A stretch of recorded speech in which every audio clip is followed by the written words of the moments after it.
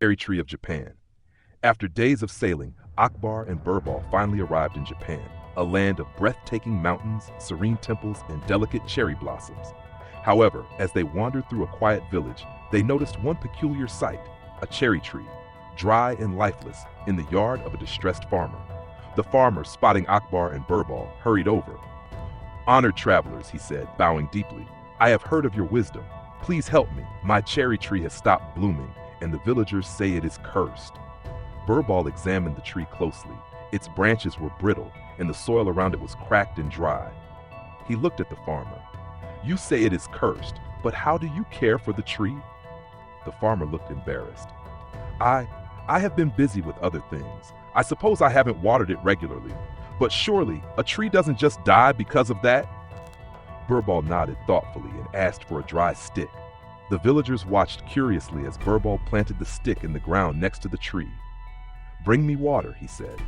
The farmer quickly fetched a bucket of water, which Birbal poured over the dry stick and the tree. "Now we wait," Birbal said. The next morning, the villagers gathered again, gasping in amazement. Both the cherry tree and the stick were showing fresh blossoms. The farmer's jaw dropped. "How is this possible?" he asked. Birbal explained.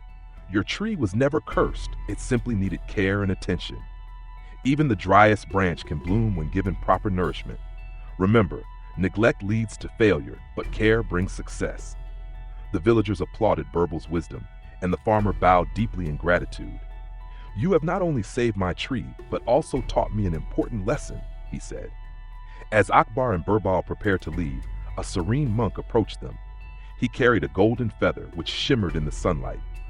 "This feather," the monk said, "comes from a magical bird said to dwell in a faraway forest. It is said the bird grants answers to life's greatest questions.